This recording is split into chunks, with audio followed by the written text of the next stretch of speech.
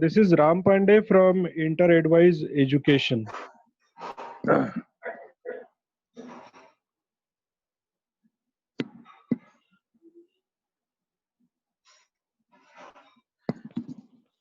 Sir, good evening. Sanjay here from Nasik.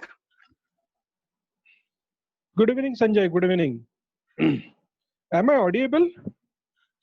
Yes, sir. Yeah. Friends, Ram Pandey here from InterAdvise company. Good evening. हम लोग आज ये जो webinar कर रहे हैं विद स्पेसिफिक इंटेंशन, बहुत स्पेसिफिक इंटेंशन है, बिकॉज आई नो आपका नीट एग्जाम जो कि 26 जुलाई को होने वाला है, you are preparing for your NEET exams. तो बेसिकली हम लोग देखिए, आपको पता है नीट एग्जाम मतलब क्या? मेरे हिसाब से तो it's a filter. 16 lakh students are appearing for NEET exam this year. 16 lakhs. And how many seats are available in government colleges? 35,000 seats are available in government colleges. It means लगभग केवल 2.25% बच्चे यहाँ पर हमारे कंट्री में, India में government colleges में admission ले पाएंगे। और जो हम काफी सारे जो एक एनालिसिस निकल के आ रहा है, काफी सारा इनपुट हम ले रहे हैं, मुझे लगता है इस बार का जो कट ऑफ रहेगा वो लगभग 560 या उसके ऊपर चला जाएगा। बिकॉज ये जो एडिशनल टाइम मिल रहा है, believe me, this additional time is available for each and every student who is appearing for NEET exam. तो बिफोर नीट एग्जाम जो मतलब रेगुलर जो शेड्यूल टाइम था, उस वक्त ये 560 का एस्टिमेटेड स्कोर था। हो सकता है 560 से ज्यादा ये कट ऑफ निकल जाए, तो बहुत टफ रहने वाला है। हमारे इंडिया में दो तरह के बच्चे एग्जाम मतलब डॉक्टर के लिए जिनका जर्नी आगे बढ़ता है, दो तरह के स्टूडेंट। एक तो जो मेरिटोरियस स्टूडेंट्स है, जो इतने मार्क ले पाते हैं गवर्नमेंट कॉलेजेस में, जिनको एडमिशन मिलता है। दूसरा जो प्राइवेट कॉलेजेस है, वहां पर भी सीटें अवेलेबल है। लगभग 30,000 seats are available in private colleges, लेकिन वहां पर बहुत मोटी फीस देनी पड़ेगी। लगभग आपका बजट 70 से 80 लाख कम से कम, और 1 करोड़ तक, या कहीं कुछ इंस्टीट्यूशंस में 1 करोड़ से ज्यादा पैसा आपको लगने वाला है। And here comes the role of abroad education. जो बच्चे पैशनेट है, जो अच्छे पढ़ रहे हैं, लेकिन जिनका स्कोर 560 या 565 जो भी कट ऑफ होगा उससे कम रहने वाला है, बिलीव मी, अगर आप देखेंगे तो जिन बच्चों का स्कोर 400 है, 450 है, 500 है, 525 है, उनको भी इंडिया में एडमिशन नहीं मिलने वाला है ऑन मेरिट बेसिस। उन बच्चों के लिए सबसे अच्छा ऑप्शन रहेगा अब्रॉड एजुकेशन का। और स्टूडेंट, एक बात मेरी बिल्कुल ध्यान से आप सुनिएगा, यहाँ पर हम अभी बात करने वाले हैं MBBS abroad, but believe me, अगर आप अब्रॉड जाने का सोच रहे हो तो केवल एमबीबीएस के बारे में मत सोचिएगा।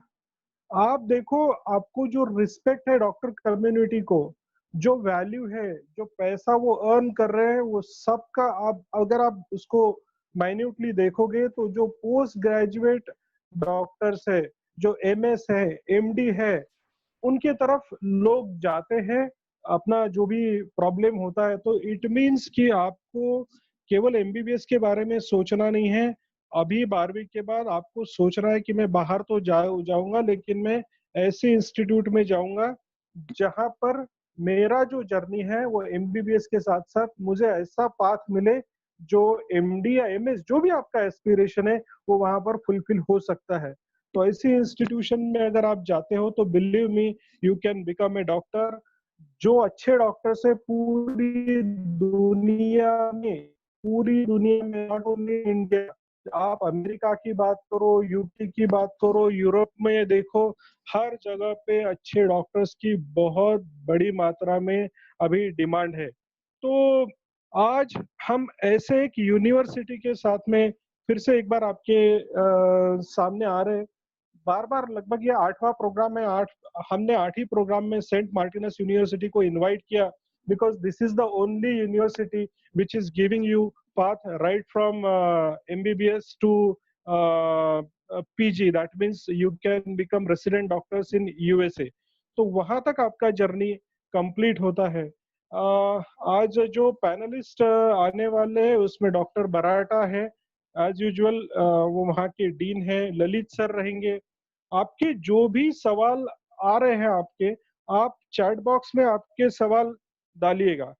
Hello, am I audible? Hello, please someone answer. Sir, you are Hello. audible to me, sir. Yes, yes, you are audible to me. Yeah, audible to me. I just saw a message कि I am not audible. तो students please आपके जो सवाल हैं वो please आप लिखते जाइएगा, क्योंकि प्रेजेंटेशन चलेगा. कामेंद्र सर प्रेजेंटेशन करने वाले हैं. उस दौरान भी आपके जो सवाल है आप चैट बॉक्स में डालिएगा. उसके बाद university representatives they would be joining us. आपके जो भी सवाल हैं एक एक करके, मतलब हमारा पूरा उन लोगों की बात होने के बाद में हम वन बाय वन, और आपके जो सवाल है उसके अलावा भी अगर कुछ सवाल हमको पूछना है on behalf of all student community, मैं कुछ सवाल पूछूंगा और हमारे सेंट्रल ऑफिस से जो मेरे दोस्त जुड़े हुए वो भी कुछ सवाल इन लोगों से पूछेंगे. हम कोशिश करेंगे कि आज का सेशन खत्म होते तक हमारे जो भी डाउट्स है वो पूरा का पूरा आज हम सब कुछ क्लियर करके जाएंगे, सो दैट एग्जाम प्रिपरेशन तो चल ही रही है, लेकिन साथ साथ आपके पास एक बहुत ही अच्छा ऑप्शंस आज आप एक लेके जाने वाले हो. So with these words, now I hand it over to Kamendra sir. Sir. Yeah, good evening everybody. Good evening sir, good evening. Yes, welcome. Good evening sir. Yeah, welcome in this webinar. Basically we have delivered many sessions, and today also we have few guests with us, but before that I'm going to present this PPT. और ये PPT में जो है हम बताना चाहेंगे आपको कि ऑप्शंस किस तरह से हम सिलेक्ट करें, क्योंकि ये जो हम डिसीजन लेने जा रहे हैं, this is the decision of your career, not a decision of education only, and this is not a decision of the how to spend budget, but this is the decision of your career. आपके career पे इसका किस तरह से परिणाम होगा उसके बारे में भी हमें सोचना है. तो here MBBS option, so whenever we think about the MBBS, तो इंडिया में जो भी ऑप्शंस है बहुत सारे, करीबन 16 लाख स्टूडेंट ये यूजी नीट अपीयर करते हैं, और उसमें जो सिलेक्ट होते हैं वो करीबन 60,000 के अंदर ही हमारे पास सीट है. उतने सीटों पे प्राइवेट में और गवर्नमेंट में बच्चे एडमिशन ले लेते हैं, और बाद में फिर काफ़ी ऑप्शंस जो होते हैं जो कि अलग अलग कंट्रीज़ है, जैसे कि आप यहाँ पे देख रहे हो, कुरासाओ है, लिथुआनिया है, जॉर्जिया है, यूक्रेन है, यूएसए है, रशिया है, चाइना है, फिलीपीन है, यूके है. सो बहुत सारे ये ऑप्शंस आ जाते हैं. तो जब हम सिलेक्ट करते हैं ऑप्शन तो काफ़ी सारी चीज़ें हमें देखनी पड़ती है. सबसे पहले मैंने जब देखा है, whenever I spoke with the parents and student, तो सबसे पहले बात आती है कि भाई इसको पैसा कितना लगेगा. ये पैसा कितना लगेगा ये क्वेश्चन आपका जायज़ है, क्योंकि आफ्टर ऑल आपको स्पेंड करना है, तो बजट भी हमें देखना है. लेकिन इसके साथ साथ आप दूसरा सवाल भी अपने आप को पूछ लीजिए, पैसा कितना लगेगा और ये पैसे का मुझे रिटर्न्स कितना मिल रहा है, हमें इसका क्या मिलने वाला है. अगर हम 20 लाख, 30 लाख, 40 लाख, 50 लाख या 1 करोड़ जितना भी खर्चा कर रहे हैं, तो रिटर्न ऑफ इन्वेस्टमेंट ये कितने टाइम में मिलेगा और वो कैसे मिलेगा, ये भी एक सवाल आप पूछ लीजिए, तो आपको आसानी हो जाएगी कि हम कौन सा ऑप्शन सिलेक्ट करें.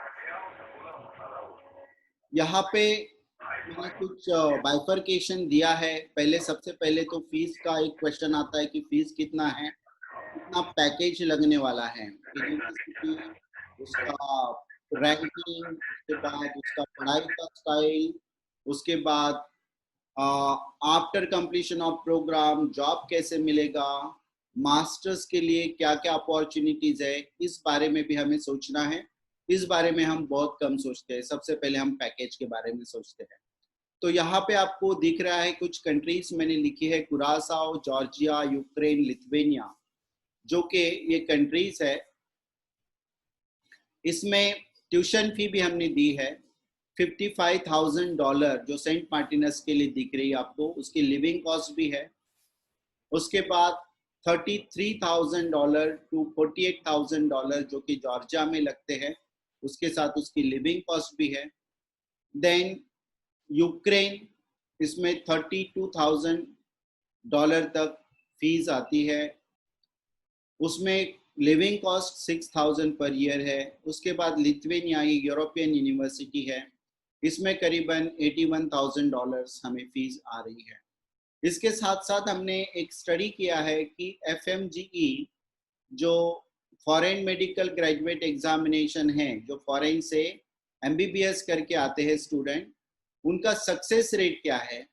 तो यहाँ पे वो भी आपको दिख रहा है, जो सेंट मार्टिनस के लिए या जॉर्जिया के लिए या यूक्रेन के लिए या लिथुआनिया के लिए जो फिगर्स अवेलेबल है, उसके अनुसार हमने ये सब टेबल बनाया है आपकी जानकारी के लिए। ये सारी जो कंट्रीज है, इसमें एक ऑप्शन हमें देखना चाहिए कि डिग्री तो मिलेगी, लेकिन वो डिग्री हमारे कंट्री में प्रैक्टिस करने के लिए वैलिड कभी होगी, ये एक सवाल आप जरूर पूछ लीजिएगा। दूसरी बात ये है कि ये डिग्री होने के बाद अगर हमको मास्टर्स करना है, MBBS के बाद PG करना है, तो ये मुमकिन है क्या जहाँ पे हम जा रहे हैं। तो अगर आप बाकी कंट्रियों की बात करोगे, बाकी यूनिवर्सिटी की बात करोगे, तो पहला जो सवाल है कि हमें प्रैक्टिस करने को मिलेगी क्या, तो इसका जो जवाब आता है बहुत सारे कंट्री से, वो ये बोलते हैं कि भाई हमारे यहाँ पे पॉपुलेशन बहुत कम है, इसके लिए आपको वहाँ पे जॉब मिलना मुश्किल है, आपको इंडिया में आना पड़ेगा। सो इंडिया में आके आपको तुरंत जॉब मिलेगा क्या? नहीं। आपको MCI की जो स्क्रीनिंग टेस्ट है, जिसको हम एग्जिट टेस्ट बोलते हैं, नेक्स्ट बोलते हैं, नेशनल एग्जिट टेस्ट, वो एग्जिट टेस्ट आपको पास करना है। और वो जब तक पास नहीं होते हैं, आपके पास डिग्री तो है लेकिन आपके पास रजिस्ट्रेशन नहीं है, और वो रजिस्ट्रेशन नहीं होने के कारण आप ना ही इंडिया में प्रैक्टिस कर पाते हो एज अ डॉक्टर, और ना ही इन कंट्री में प्रैक्टिस कर पाते हो एज अ डॉक्टर। अभी इसके लिए हमने बहुत सर्च किया, काफी यूरोप में हम गए, हमने रशिया देखा है, हमने लिथुआनिया देखा है, हमने जॉर्जिया देखा है, सारी कंट्रीज हमने देख के बाद में हमने एक सोचा है कि भाई अमेरिका और UK, ये ऐसी कंट्रीज है, इवन ऑस्ट्रेलिया एंड कनाडा, जहाँ पे अगर हम MBBS करते हैं तो वहाँ की गवर्नमेंट हमें रजिस्ट्रेशन देती है और हमें वहाँ पे प्रैक्टिस कर सकते हैं हम लोग। तो प्रैक्टिस कर सकते, इवन लिथुआनिया जो यूरोप में है वहाँ पे भी कर सकते। लेकिन वहाँ पे ये जो डेवलप कंट्रीज है, जब तक आप मास्टर्स डिग्री पास नहीं होते हो, आप डॉक्टर करके प्रैक्टिस नहीं कर सकते हो। और बाकी जो कंट्रीज है, ये इंग्लिश स्पोकन कंट्रीज छोड़ के, वहाँ पे जो मास्टर्स है वो लोकल लैंग्वेज में है। तो सबसे पहले तो आपको लोकल लैंग्वेज सीखना पड़ता है, वो भी डॉक्टर की भाषा, और बाद में फिर आपको मास्टर्स करना है। ऐसे कुछ कंट्रीज है, जैसे लिथुआनिया में आप कर सकते हो, जॉर्जिया में कर सकते हो, लेकिन वहाँ पे आपको लोकल लैंग्वेज सीखना पड़ेगा और लोकल लैंग्वेज में ही मास्टर्स डिग्री है। रशिया में, यूक्रेन में, ये सब जगह पे अगर आप देखोगे तो यहाँ पे मास्टर्स का कोई चांस नहीं है, और ना ही वहाँ पे प्रैक्टिस करने के लिए आपको मिलेगा। उसके बाद हमने सोचा कि भाई ये जो इसका कॉस्ट है, अगर हम अमेरिका भेजते हैं बच्चों को, तो करीबन 1.5 से 2 करोड़ रुपया लग जाता है एमबीबीएस करने के लिए और 8 साल लग जाते हैं। यूके भेजते तो भी वही हाल है, इतना पैसा लगता है और 6 से 7 साल लग जाते हैं। उसमें भी गारंटी ये नहीं होती है जब तक आप वहाँ की एग्जाम नहीं पास करो, जो प्री मेडिसिन के बाद, जैसे कि यूके कैट है या तो फिर यहाँ पे एम कैट है, तो तब तक आपको एमडी के लिए नहीं मिलता है एडमिशन, आप बीएस कर लेते हो। तो फिर हम एक करेबियन यूनिवर्सिटीज में आए। जो करेबियन यूनिवर्सिटी जो है ये यूएस का ही करिकुलम फॉलो करते हैं, ये यूएस का करिकुलम फॉलो करते हैं और सबसे ज्यादा डॉक्टर करेबियन से यूएस और यूके में प्रैक्टिस करने जाते हैं। तो वहाँ पे एक यूनिवर्सिटी है सेंट मार्टिनस यूनिवर्सिटी। ये यूनिवर्सिटी जो है 2001 से एग्जिस्ट करती है, 2003 से स्टूडेंट रिक्रूटमेंट स्टार्ट हुआ है, अब तक काफी लोग यहाँ से डॉक्टर हो चुके हैं। और दूसरी बात ये है कि ये जो क्वालिफिकेशन मिल रहा है हमको, ये आधा सेंट मार्टिनस कुरासाओ में दे रहा है और आधा जो एजुकेशन है वो हमको अमेरिका में मिल रहा है। दैट मीन्स अमेरिका में ही हमें एजुकेशन मिल रहा है, लेकिन अमेरिका से कॉस्ट जो है काफी कम है। ये $55,000 में ही हमें ये डिग्री दे रहे हैं, और जबकि 2.5 साल हमें कुरासाओ में पढ़ना है। और इनका ही एक ही ऐसी यूनिवर्सिटी है कैरेबियन में जिसका खुद का हॉस्पिटल, पॉन्टियाक जनरल हॉस्पिटल मिशिगन में मौजूद है। तो सभी बच्चों को ये अपॉर्चुनिटी मिलती है कि मिशिगन में जाके वो क्लिनिकल रोटेशंस करें, उसके लिए कोई और पैसा भरने की जरूरत नहीं पड़ती है। इतनी ही फीस में उनका क्लिनिकल रोटेशंस भी हो जाता है, यूएसएमएलई स्टेप 1, यूएसएमएलई स्टेप 2 का प्रिपरेशन भी हो जाता है। और ये स्टूडेंट जब अपना 4.5 साल का कोर्स पूरा करते हैं, पढ़ाई करके यूएसएमएलई स्टेप 1, यूएसएमएलई स्टेप 2 पास कर लेते हैं, तब ये रेसिडेंसी को जाते हैं। रेसिडेंसी मतलब जिसको हम मास्टर्स डिग्री बोलते हैं, यहाँ पे हम उसको एमएस बोलते हैं या एमडी बोलते हैं। तो ये लोग रेसिडेंसी को जाते हैं। जैसे ही ये रेसिडेंसी स्टार्ट कर देते हैं, तब इनको $50,000 का हर साल स्टाइपेंड मिलना स्टार्ट हो जाता है। तो 3 साल में कम से कम इनको 50 अगर हम जोड़ ले तो $1,500 का स्टाइपेंड मिल जाता है। दैट मीन्स इनको जो रिटर्न ऑफ इन्वेस्टमेंट है वो तो 100% से भी ज्यादा मिल गया, 200% मिल गई। इनका प्रॉफिट ये है, इनको एमडी का डिग्री भी मिल गया, इनको मास्टर्स की डिग्री भी फ्री में मिल रही है, और इनका जॉब सिक्योर है क्योंकि वहां पे रेसिडेंस फिजिशियन चाहिए, उसकी कमी बहुत है, इसके लिए इनको जॉब भी मिल रहा है। सो इसके लिए हमने ये यूनिवर्सिटी यहाँ पे सिलेक्ट की है और वो हम आपके लिए लेके आए हैं। यहाँ पे जो हम अभी देख रहे हैं Saint Martinus University faculty of medicine, इसके बारे में थोड़ा हम जानकारी लेंगे कि यूनिवर्सिटी क्या है, कहाँ पे है, किस तरह से है। सो आप अभी जो दिख रहे हो पिक्चर अपने स्क्रीन पे, ये सेंट मार्टिनस यूनिवर्सिटी का कैंपस है। ये कुरासाओ में है। कुरासाओ कहाँ है? तो ये कुरासाओ अमेरिका से, मायामी जो दिख रहे हैं आप यहाँ पे, फ्लोरिडा और नीचे मायामी से करीबन 2 घंटे का फ्लाइट है कुरासाओ जाने के लिए। तो ये एक है। दूसरा, यहाँ पे जाने के लिए नजदीक का रास्ता और है हमारे पास, जो कि हम इंडिया से जाते हैं एम्स्टर्डम नीदरलैंड में, और नीदरलैंड से हम जाते हैं कुरासाओ। सो 9 घंटा नीदरलैंड तक लगता है फ्लाइट से, और नीदरलैंड से 9 घंटा कुरासाओ में लगता है। 18 घंटे का सफर होता है। ये डच आइलैंड है, इसके लिए ये नीदरलैंड्स एंटिलीज में आता है। ये जो दिख रहा है आपको एक्चुअल पिक्चर है, और मेरे पीछे भी जो पिक्चर दिख रहा है आपको, ये कुरासाओ का ही पिक्चर है। सो ये इस तरह से ब्यूटीफुल कंट्री है। इसका पानी अगर देखोगे तो बहुत साफ पानी है। इस तरह से टाउनशिप आपको दिखती है। अभी ये यूनिवर्सिटी क्यों, हम ये यूनिवर्सिटी आपके लिए लेके आए सारे रिसर्च के बाद, तो क्यों? तो यहाँ पे ज़्यादा ट्रेस नहीं है बच्चों को। नीट में इतने ही मार्क्स चाहिए ये नहीं है, 12th में जो MCI ने बोला है 50% चाहिए, वो ठीक है। दूसरा हमारे पास प्री मेडिकल का भी प्रोग्राम है, अगर बच्चों को 45% है तो भी वो एडमिशन ले सकते हैं, लेकिन यहाँ पे बच्चों को पढ़ाई ज़्यादा करना पड़ेगा। अगर पढ़ाकू बच्चा है और may be at the time of examination उसकी तबीयत ठीक नहीं है या कोई स्ट्रेस के वजह से, या तो फिर नीट के प्रिपरेशन में उसका 12th में अगर ध्यान नहीं लगा ज़्यादा या पढ़ाई नहीं कर पाया, उसके वजह से कम मार्क्स आए हैं, लेकिन आपको अगर कॉन्फिडेंस है कि बच्चा पढ़ेगा और कर सकेगा, तो ही आप मेडिकल के लिए एडमिशन ले लीजिए बच्चे की। इसमें स्कॉलरशिप्स अवेलेबल है।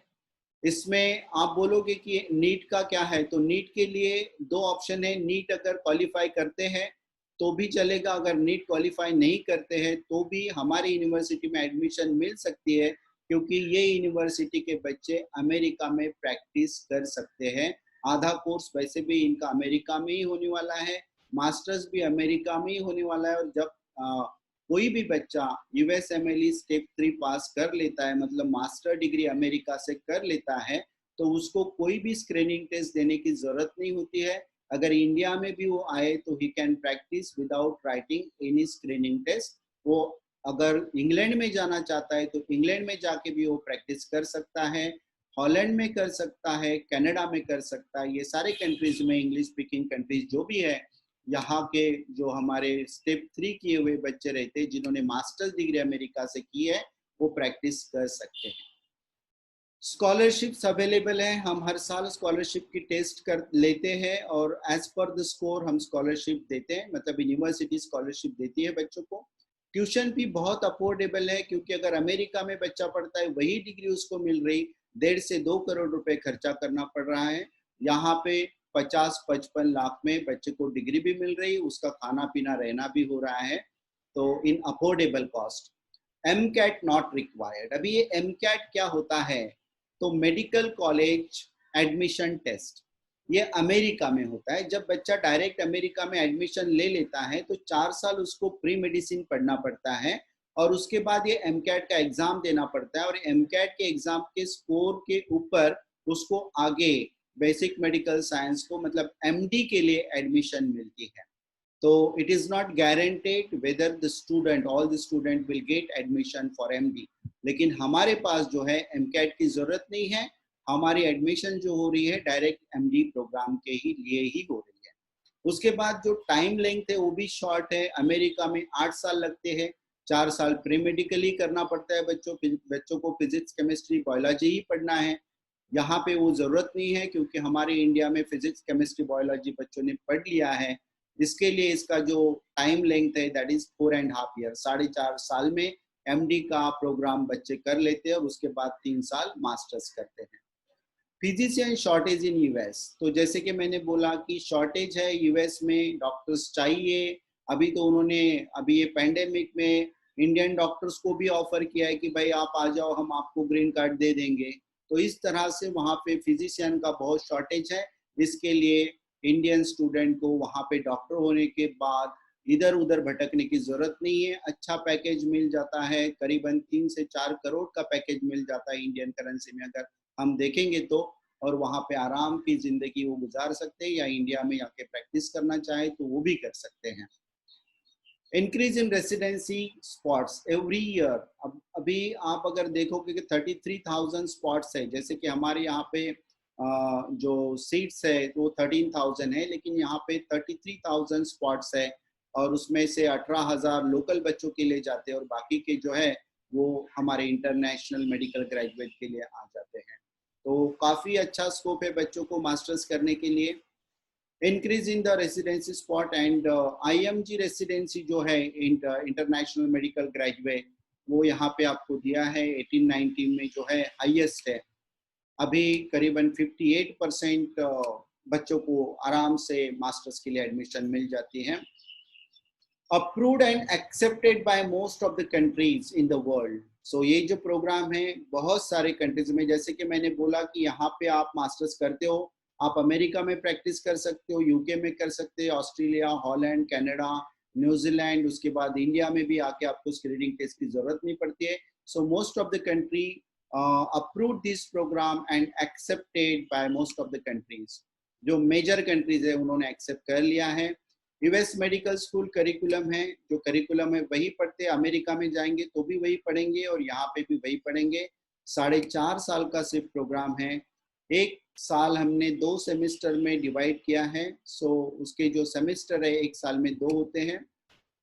देन यूएसएमएलई का प्रिपरेशन हमारे प्रोफेसर बच्चों से करके लेते हैं, तो यूएसएमएलई का जो रिजल्ट है वो भी हमारा काफ़ी अच्छा है। Indian food and hostel facilities available on the campus. बच्चों को इधर उधर अकोमोडेशन देखने की जरूरत नहीं है, यहाँ पे हॉस्टल फैसिलिटी है और उसके साथ साथ Indian food veg non veg दोनों अवेलेबल है कैंपस के अंदर। ये कुछ फैक्ट्स हैं, कभी से स्टार्ट हुआ है। 100% graduate doctors are practising in USA, UK, Holland, Canada, Germany and India. आप देख सकते हो। और फर्स्ट टाइम सक्सेस रेट है हमारा, पास सक्सेस रेट 94%। और हाईएस्ट जो मार्क्स मिले यूएसएमएलई में अब तक वो 273 है। ये लास्ट ईयर के 264 है, 273 आउट ऑफ 300। और अकेली यूनिवर्सिटी है कैरेबियन की कि जिसका हॉस्पिटल, खुद का हॉस्पिटल अमेरिका में है। इसके लिए हमारे सारे बच्चों को अमेरिका में जाने के 101% चांसेस हैं। मैक्सिमम 8 स्टूडेंट एक कैडेवर के ऊपर सिर्फ ज़्यादा से ज़्यादा 8 बच्चे काम कर सकते हैं एज पर यूएस स्टैंडर्ड। सो कैडेवर से बच्चों को डिसेक्शन की फैसिलिटी मिलती है, बच्चों को कैडेवर पे काम करके उनका जो स्किल है वो डेवलप किया जाता है। और सारी फैकल्टीज जो है हमारी वो क्वालिफाइड है। 20 एकड़ एरिया में ये कैंपस है, जो सेंट मार्टिनस का कैंपस है।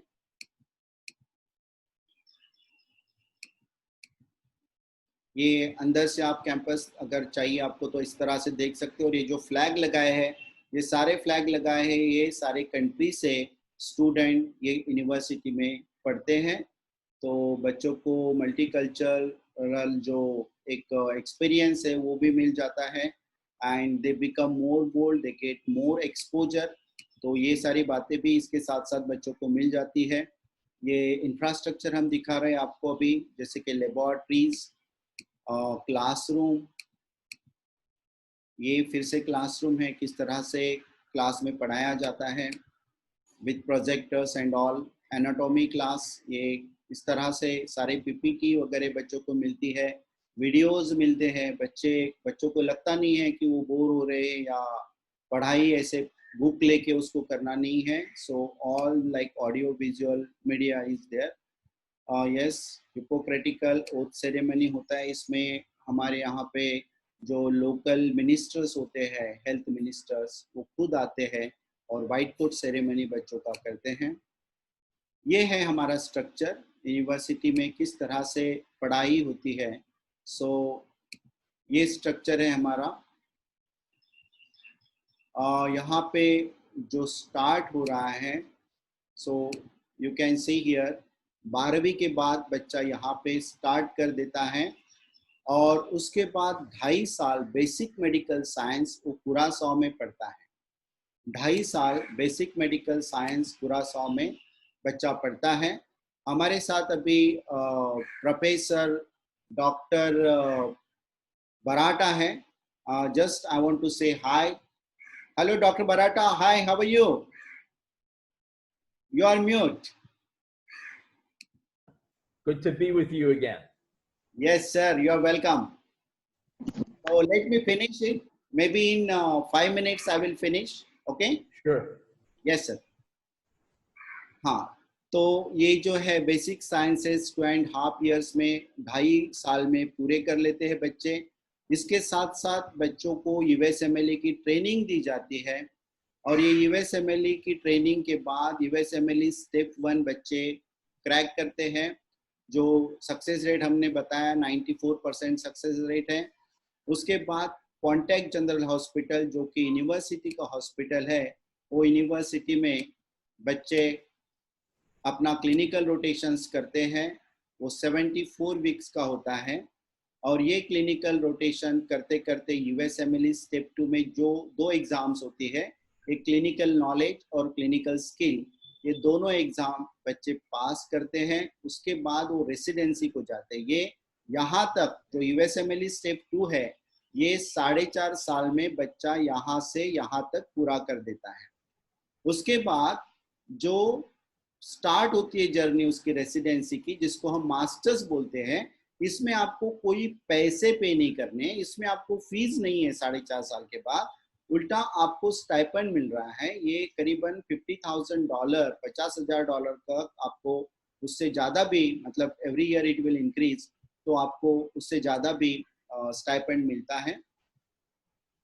तो 3 साल के बाद जब रेसिडेंसी खत्म होती है तो यूएसएमएलई स्टेप 3 एक एग्जाम होती है, वो बच्चों को देना पड़ता है, और इसके बाद he is free to practise in multiple country, जैसे मैंने आपको बताया।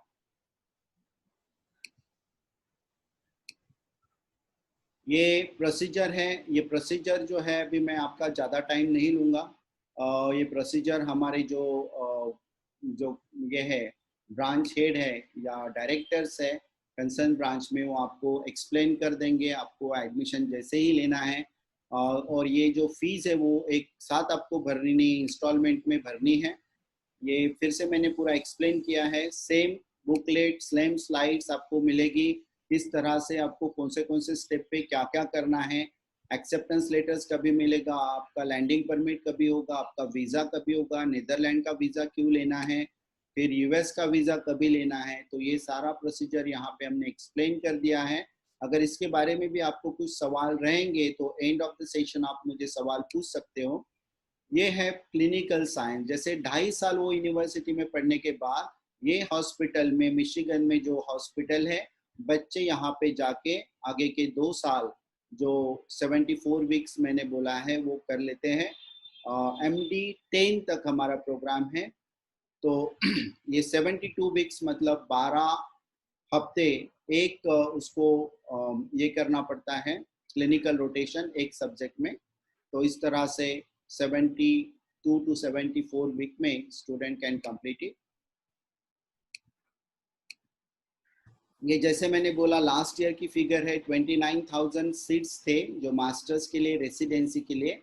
18,000 जो है लोकल ग्रेजुएट रहते हैं वो कर लेते हैं, और 11,000, अभी 3,000 बढ़ गए इस साल, तो 14,000 सीट्स फॉरेन मेडिकल ग्रेजुएट के लिए है, जो कि वहाँ पे इतने हमारे फॉरेन मेडिकल ग्रेजुएट स्टूडेंट रहते भी नहीं हैं। तो यूनिवर्सिटी और हॉस्पिटल उनको एडमिशन के लिए हेल्प करती है।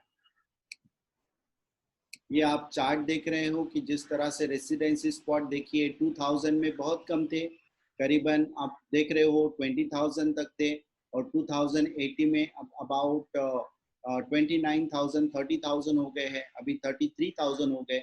तो every year it is increasing.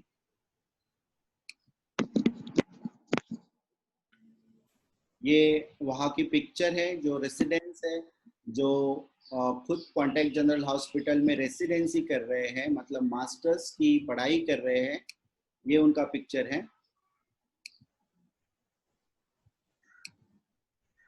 ये मैं आपको फीस एक्सप्लेन कर देता हूँ कि फीस स्ट्रक्चर जो है यहाँ का, ये फर्स्ट इंस्टॉलमेंट आपको भरना पड़ता है 9,400 at the time of admission.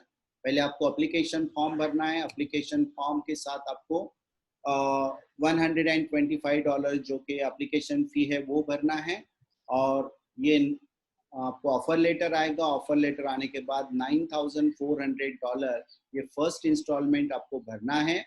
उसके बाद जो इमिग्रेशन का एप्लीकेशन होता है जिसे हम लैंडिंग परमिट कहते हैं, वो लैंडिंग परमिट का प्रोसीजर यूनिवर्सिटी कंप्लीट करेगी। उसके लिए कुछ डॉक्यूमेंट चाहिए, लेटेस्ट इशू बर्थ सर्टिफिकेट चाहिए, पीसीसी चाहिए। ये सारे डॉक्यूमेंट हमें अपोस्टल करना है, लीगलाइज करना है। ये लीगलाइज और अपोस्टल क्या होता है हमारे ब्रांच डायरेक्टर आपको बताएंगे, और वो आपको करके भी देंगे। आपको इधर उधर घूमने की जरूरत नहीं है। इसके लिए जो भी एक्सपेंसेस लगेंगे वो सिर्फ आपको उनको देना है, ही विल एक्सप्लेन यू।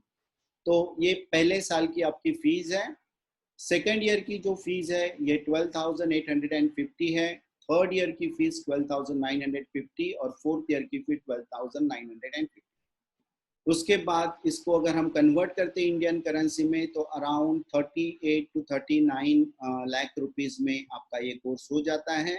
उसके बाद आपका लिविंग कॉस्ट जो है, बोर्डिंग एंड लॉजिंग, इसमें आपको शेयरिंग रूम मिलती है, वो 4,650 $4,650 पर ईयर। इसमें अगर हम कन्वर्ट करते हैं तो 3-3.25 लाख रुपए में आपका बच्चों का रहना, खाना, सारे इलेक्ट्रिक बिल, वाटर बिल, जो भी यूटिलिटी बिल्स है, और 2 टाइम का खाना, यहाँ पे लंच और डिनर इसमें इंक्लूडेड है। आपको एसी रूम मिलती है, उसके साथ आपको रेफ्रिजरेटर भी यहाँ पे रूम में ही मिल जाता है, कॉट और मैट्रेस सारी चीज़ें मिलती हैं। तो इतना खर्चा आपको आता है। अगर टोटल हम कुल मिला के उसका सारा कुछ हम अगर देख ले तो it is not more than 56 lakh rupees in Indian currency, सब कुछ। और जैसे ही बच्चा जब 4.5 साल के बाद क्लिनिकल रेसिडेंसी में चला जाता है तो he is getting stipend as well. मतलब आगे के 1.5 साल में जो पैसे आप ये भर रहे हो वो 1.5 साल में पूरे रिटर्न आ रहे हैं आपको। तो 6 साल में आपका बच्चा डॉक्टर भी हो रहा है, पीजी के लिए एनरोल भी हो रहा है, और 6 साल में उसको सारे पैसे वापस भी मिल रहे हैं। मतलब इसको हम जीरो बजट प्रोग्राम कहते हैं। इसके लिए मैंने बोला रिटर्न्स ऑफ द इन्वेस्टमेंट, तो इसमें 100% रिटर्न ऑफ द इन्वेस्टमेंट के चांसेस है, नो डाउट। एक बात जरूर ध्यान में रखना और बच्चों को भी बताना, उनको पढ़ाई करना है। Without study they can not achieve anything. Study is very important, उनको पढ़ाई करना ही है। मुझे बहुत सारे लोग पूछते हैं कि सेफ्टी के बारे में। Yes, it is very safe. Doctor बराटा is from New York, America से है, लेकिन वो पसंद करते हैं कुरासाओ में रहना क्योंकि he is feeling very safe in कुरासाओ।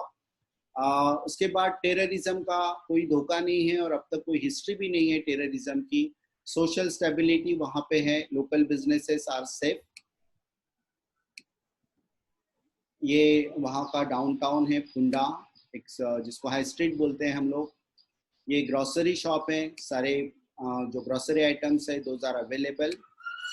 ये टेम्पल है, वहाँ पे दिवाली वगैरह भी सेलिब्रेट होती है। ये मस्जिद है जहाँ पे सारे जो रिलीजियस प्लेसेस है, चर्च एंड ऑल, ये सारे सब कुछ यहाँ पे अवेलेबल है।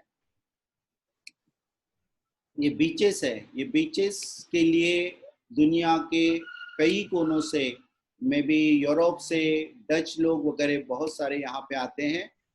ये टूरिस्ट डेस्टिनेशन है, तो टूरिस्ट डेस्टिनेशन होने के वजह से it is safe for the tourist and students.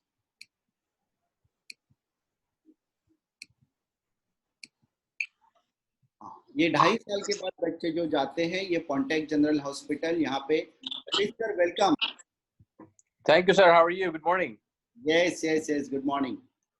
Let me finish just 2-3 minutes more. Sure. So ये जो पॉन्टेक जनरल हॉस्पिटल है, यहाँ पे क्लिनिकल रोटेशंस बच्चों का होता है। 2.5 साल के बाद जो 2 साल की आगे की पढ़ाई होती है क्लिनिकल्स की, वो ये हॉस्पिटल में होती है। और ये hospital it is own by Saint Martinus University. तो यूनिवर्सिटी एक ही ऐसी है कैरिबियन में जिसका ये हॉस्पिटल यूएस में है। तो सारे बच्चों को चांस मिलता है यूएस जाने का और वहाँ पे अपनी पढ़ाई पूरी करने का। This is one of the big thing. Post MBBS, Pandey sir कहीं गए थे post MBBS? Sir we will ask questions, उसमें हम लोग कवर कर लेंगे No. सर। इसके बाद हम लोग जो सर्विसेज यहाँ पे दे रहे हैं, आपको एडमिशंस, एप्लीकेशन प्रोसेस सब कुछ करके मिलेगा। आपको काउंसलिंग मिलेगी, everything is free of cost counselling. Guidance for the things to carry, क्या क्या लेके जाना है क्या नहीं लेके जाना है, प्रिंटेड लिस्ट हम आपको देते हैं। कौन से इंस्ट्रूमेंट आपको लेके जाना है, अपरेटस लेके जाना है, कौन से बुक्स लेके जाना है, कहाँ पे वो मिलेंगे, ये सारा गाइडेंस हम दे देंगे हैं। यूनिवर्सिटी का पेमेंट कैसे करना है, क्योंकि इंडियन करेंसी को हमें यूएस डॉलर में कन्वर्ट करके भेजना है, तो उसके लिए जो फॉरेन एक्सचेंज का मीडिएटर लगता है, वो फॉरेन एक्सचेंज मीडिएटर भी हमारे पास है। बैंक्स भी है और कुछ प्राइवेट कंपनीज भी है, तो उनके थ्रू आप ये पेमेंट कर सकते हो, तो उसकी भी आपको चिंता करने की जरूरत नहीं है। वीजा एप्लीकेशन और वीजा इंटरव्यू प्रिपरेशन ये भी हम करा के देते हैं। स्कॉलरशिप के लिए आपको कैसे प्रिपेयर करना है, किस तरह से स्कॉलरशिप मिलाना है, इसके भी बारे में हम जानकारी देंगे। Forest card and money transfer abroad, जैसे कि बच्चे अगर जाएंगे तो फिर उनको रुपीस जाके तो वहाँ पे कुछ मिलेगा नहीं, तो हम उनको कार्ड भी एक करके देते हैं जिसको फॉरेक्स कार्ड हम बोलते हैं, जिसमें आप इंडियन पैसे डालते हो और वहाँ पे बच्चा अमेरिकन डॉलर में या तो फिर गिल्डर में वो पैसे खर्च कर सकता है उसकी जो भी ज़रूरतें हैं वो पूरी करने के लिए। Guidance for flight ticket and airline, कितना बैगेज लेके जाना है, किस साइज का बैग होना चाहिए, कैसे बैग होना चाहिए, कौन सा आप मटेरियल लेके जा सकते हो, कौन सी ज़रूरी चीज़ें हैं, कौन सी चीज़ें नहीं लेके जा सकते हो, यहाँ तक का गाइडेंस हमारे ब्रांच में हमारे जो स्टूडेंट एडवाइज़र है वो आपको देते हैं। उसके बाद वीज़ा एक्सटेंशन और इमिग्रेशन गाइडेंस, किस तरह से कितना टाइम लगेगा, क्या होगा, कौन सा वीज़ा कभी लेना है बच्चों को, इसके बारे में भी हम गाइडेंस करते हैं। Bank account opening and getting tax number, वैसे ही बैंक एजुकेशन लोन अगर किसी को चाहिए तो we have about more than 10 banks affiliated with us, जिनके साथ हमारा ऑफिशियल कॉन्ट्रैक्ट है, तो आपको बैंक में जाने की ज़रूरत नहीं पड़ती है। हम उनको बैंक आपका नंबर और आपका ईमेल एड्रेस दे देते हैं, तो बैंक का खुद पर्सन आपके यहाँ पे आके आपको फॉर्म्स भर के आपके डॉक्यूमेंट्स कलेक्ट करके उसका प्रोसेस में डाल सकता है। तो ये भी सर्विस हमारे पास है। एयरपोर्ट पिकअप एंड ड्रॉप, सो वहाँ बच्चा जाने के बाद किसको मिलेगा, तो एयरपोर्ट पिकअप हम अरेंज कर लेते हैं, यूनिवर्सिटी भी प्रोवाइड करती है और वहाँ से सेफ बिल्कुल स्टूडेंट वहाँ पे जाएगा। सिर्फ हमको 48 आवर्स पहले उसका फ्लाइट टिकट चाहिए, जो फ्लाइट टिकट हम यूनिवर्सिटी को भेजेंगे, फिर यूनिवर्सिटी हमें डिटेल्स भेजेंगे कि कौन सा पर्सन उनको लेने के लिए आ रहा है और वो सारे डिटेल्स हम आपको भेजेंगे so that you can speak with that person. और फिर अकोमोडेशन अरेंजमेंट, बहुत सारी बातें होती है कि कभी कभी लोगों को ये होता है कि फर्स्ट ईयर तो ठीक है यूनिवर्सिटी में, आउट ऑफ कैंपस हमें रहना या अमेरिका में जाने के बाद हमें अकोमोडेशन के अरेंजमेंट अलग से करना है, तो उसके लिए भी हमारी कंपनी आपको गाइडेंस करती है। So these are few of the students जिनके टेस्टिमोनियल्स है। मैं अभी सिर्फ आपको एक ही टेस्टिमोनियल दिखाऊंगा जो कि इंडियन स्टूडेंट है और जो रेसिडेंसी वहाँ पे क्लिनिकल रोटेशंस किया है उन्होंने। सो लेट्स सी, स्टूडेंट का ओपिनियन भी आप जान सकते हैं।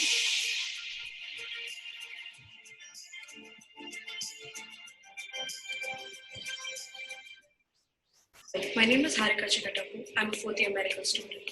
Medicine for me is not just a profession, it's a lifestyle. And we all have our own reasons for choosing this difficult yet most rewarding profession. A profession where one gets paid in terms of gratitude for helping others live a better and healthy life. Coming from a non-medical background, it was very important for me and my parents to make a wise decision in terms of choosing the right medical school. And I decided to join in St. Martin's University because I wanted to pursue my career in the United States. When you're in med school, it's very important for you to be able to give your exams on time and study efficiently. And thanks to all our professors who helped us through and constantly motivated us and encouraged us. The amount of exposure that I've received here during my clinical clerkship and the interaction that I had with the patient is commendable. Our attendings are highly professional and they always encourage us to ask questions and participate in group discussions. With the amount of exposure that I've received here, I'm confident to do much better in the future.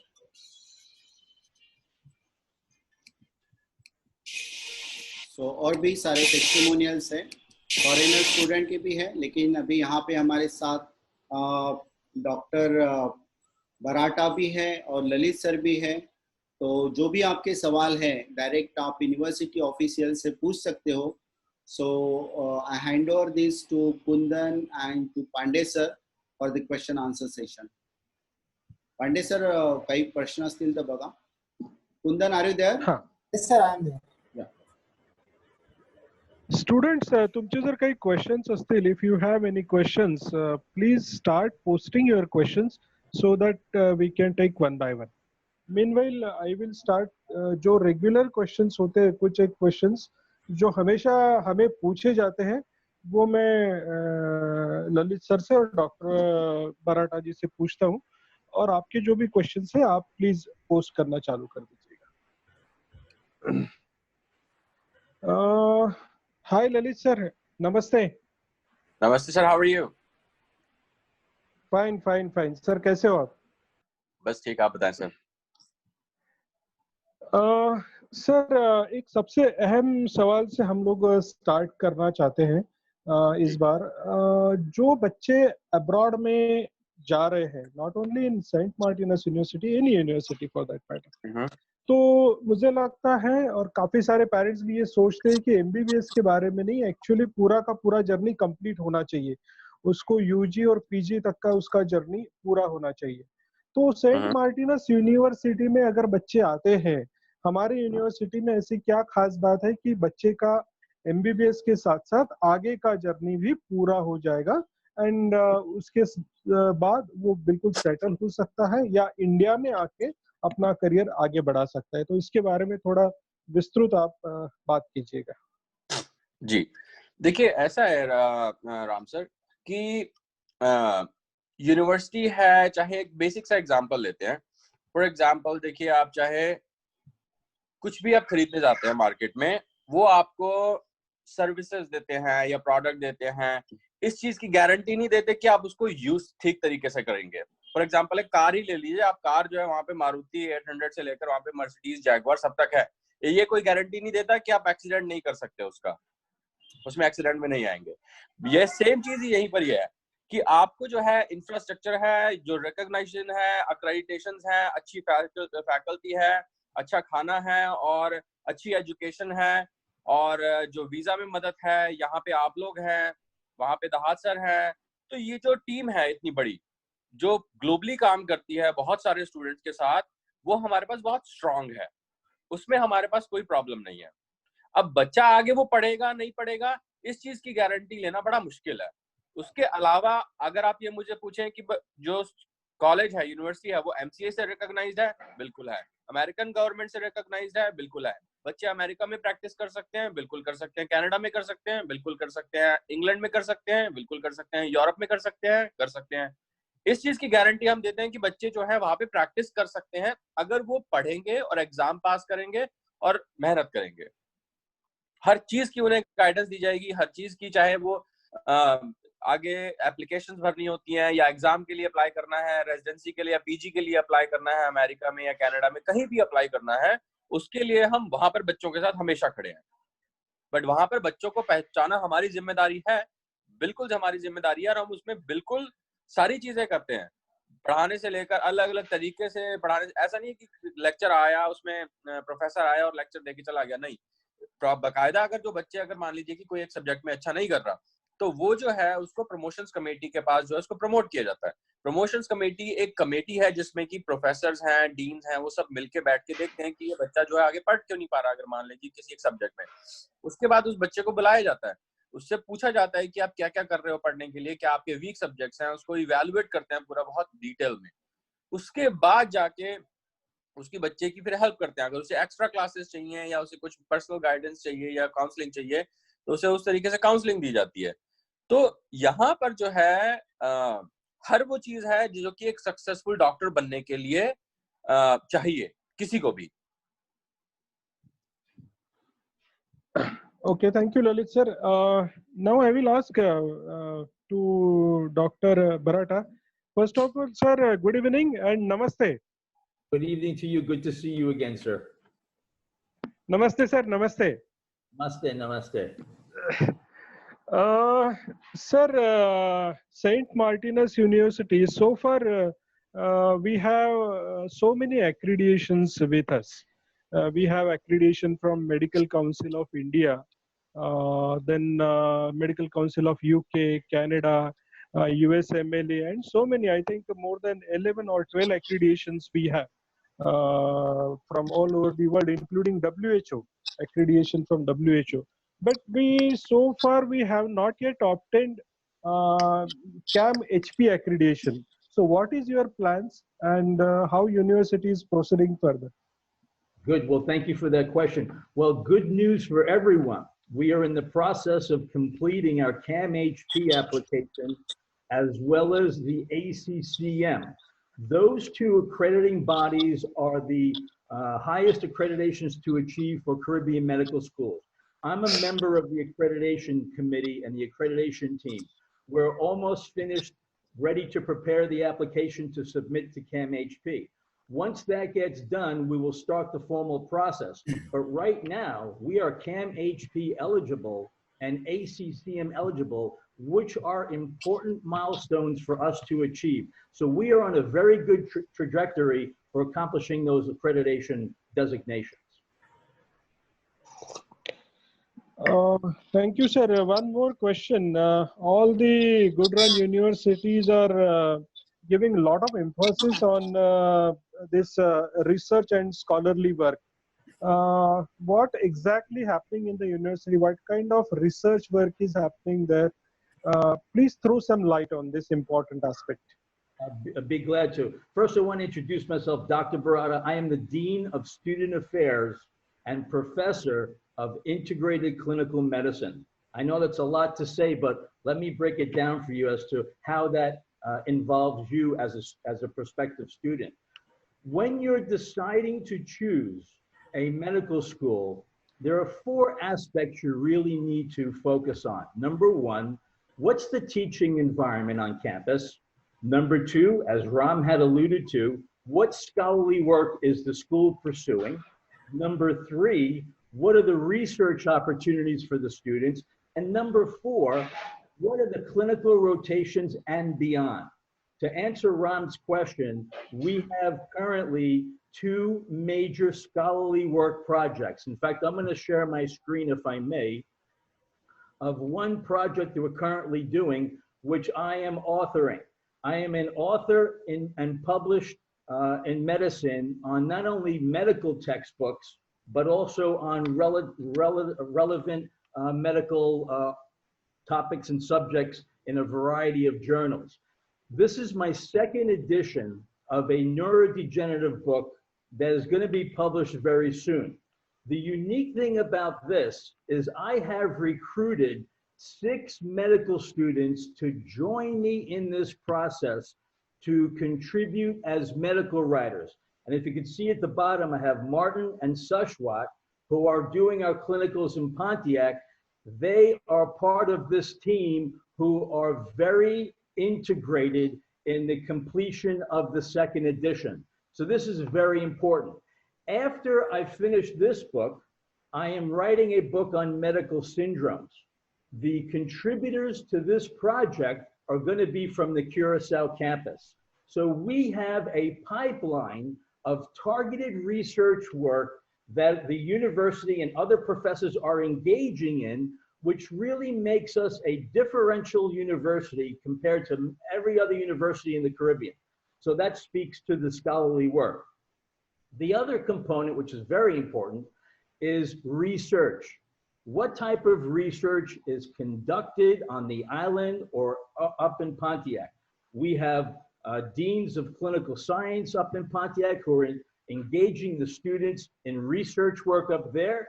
Relative to our Curacao campus, I have 2 research projects underway. One is to study the diabetic effects of Curaçaoans on wound healing. And the other one is how are we managing peripheral neuropathy in diabetics through different treatment mechanisms.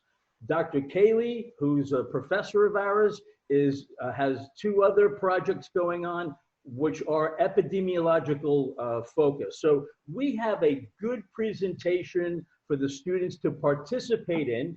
Everything is voluntary. If you really see something you're engaged to, you're welcome to put your name forward. We'll discuss the merits of the program, what the students' involvement is. But here's the bottom line. With regard to the scholarly work and the research, you have to ask yourself this question.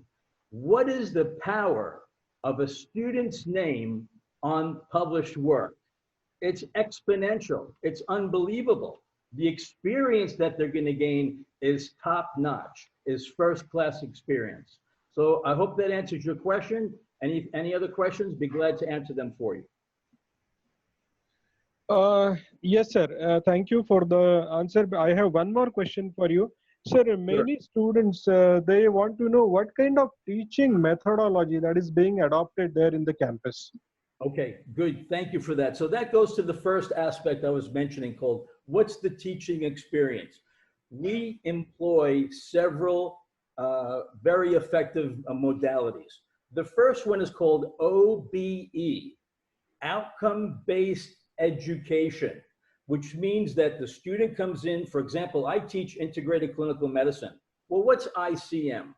ICM is an amazing class where we take your theoretical knowledge and I help you transition and transform that knowledge into the practical application as a physician. For example, we'll talk about how to use a stethoscope, how to do suturing, how to do intubation on a model, and so many other practical skills that we take from theoretical, bridge it over to the application in clinical. So that's OBE. The second one is called PBL, problem-based learning. So I like to break my class down into small groups. I'll give every group an exercise, and I want to really try to get them to use their clinical knowledge and their clinical skills, join it with the theoretical, so they can sharpen their critical thinking skills, which is essential to be a successful physician. The third component, which I think is really important, our focus is on USMLE success strategies. From day one, from MD1 to MD4, the students will be interfaced with what are the strategies to be able to take their knowledge and apply it to an exam. All of our exams, the questions are USMLE style. In addition to that focus, we integrate a very good program. It's a internet platform-based program called AMBOSS, A-M-B-O-S-S. AMBOSS is awesome because it's what we call an ancillary or additional resource where the student now goes to that program and they address questions. The questions are high yield questions, and they give them the ability to maintain, establish confidence in order to go to that test, which can be very intimidating. And once they see a question, they'll know exactly what strategies to employ to answer the question successfully. Those three components are really the mainstays of the academic program that we put forth here at the university. It's amazing for me to see a student in MD1 and grow and mature to MD4, and I look at them and say, wow, you really knew how to take care of that problem. That's the amazing transition. We're able to give you that experience here on our campus and at our university. Thank you, sir. I have one more question. Sir, what is the success ratio of students as far as our USMLE Step 1 exams are concerned? It's about 94%. Step 1 result. It's about 94%. First time appear? Yes. And what happened to remaining 6%? I think Lalit can answer that. We have a board review program up in Pontiac. That if they're not successful, we suggest they go to the board review program. Lalit, if you'd like to talk about that a little more, that's up at PGH at the clinical campus. Yeah, sure. So, Ram sir, we have a program, students who do not or are very close to passing the USMLE exam. The way we evaluate the students is that they have to take NBME exams, which are very similar to taking your STEP exam. There is a certain score that students have to score in order for them to qualify to sit for the Step 1 exam, the USMLE exam. And if they do not, then we evaluate the student to find out what are their weak areas, what are the concepts that they're not getting, and what are the concepts that they need help with. And for that, we have a program in US, which is called a preclinical semester that prepares them for the USMLE exam. Whatever their challenges are, whatever their weaknesses are, and however they want to work on it, because these are very small group classes. I think the maximum we have had so far is about 12 students in one batch, because it's more of a one-on-one training or in a very small batch training. And that ensures that the student is getting more attention, more personalized attention, and they're working on their concepts and trying to work on achieve their common goal. Thank you Lalit sir. Sure. Lalit sir, हमारा जो campus है उसमें अभी कितने बच्चे पढ़ते हैं? उसमें how many are them are Indians? कितने इंडियंस है वहां पर? सर देखिए, हमारे पास इंडियंस हैं, I would say about 70%. 70% students हमारे पास इंडियन स्टूडेंट्स हैं, और इंडियन स्टूडेंट्स हमारे पास इसलिए ज़्यादा अच्छे आते भी हैं क्योंकि जो हमारा फर्स्ट ऑफ ऑल जो इंडियन जो यूनिवर्सिटी है, it is owned by Indian. तो वो जो है, जो प्रेसिडेंट हैं अभी थे, बट लेकिन उन्होंने अभी यहाँ पे हॉस्पिटल वगैरह में और ज़्यादा उनका इन्वॉल्वमेंट बढ़ गया, तो उन्होंने वहाँ से अभी ओवरसी करते हैं यूनिवर्सिटी. वो IITian है, वहाँ से IIT से ग्रेजुएट किया उन्होंने, इंडिया से ही, अपना रुड़की से. और तो खैर मैं आपको और वो बता रहा था कि किस तरीके से एक्सक्यूज मी, क्या हम क्या बात कर रहे थे? Because I was telling you a lot. How many Indians are there? हाँ, तो हम इंडियन स्टूडेंट्स में बता रहे थे कि इतने ज्यादा क्यों आते हैं, क्योंकि इंडियन स्टूडेंट्स को जो है हम बहुत सारी स्कॉलरशिप देते हैं और बहुत सब्सिडाइज्ड फी स्ट्रक्चर देते हैं. जो ओरिजिनल फी स्ट्रक्चर है वो लगभग, अगर इंडियन करेंसी में अगर आप उसको कन्वर्ट करते हैं तो लगभग 63 लाख के आसपास कुछ पड़ता है, जो बेस्ड ऑन करंट रेट है. और जो हम ऑफर करते हैं, यूनिवर्सिटी जो इंडियन स्टूडेंट्स को जो ऑफर करती है वो है अबाउट 40 लाख के आसपास है. तो लगभग 23 लाख के डिस्काउंट मिलता है जो इंडियन बच्चे हैं, और प्लस उनके स्कॉलरशिप्स भी हैं जब at the time of admission. फिर अगर वो अच्छा स्कोर करते हैं USMLE वगैरह में तो उनको और स्कॉलरशिप्स मिलती हैं. प्लस जो है हम प्रेफरेंस ये देते हैं कि जो इंडियन बच्चे हैं उनको वहाँ पे कैंपस में उनको जगह मिले.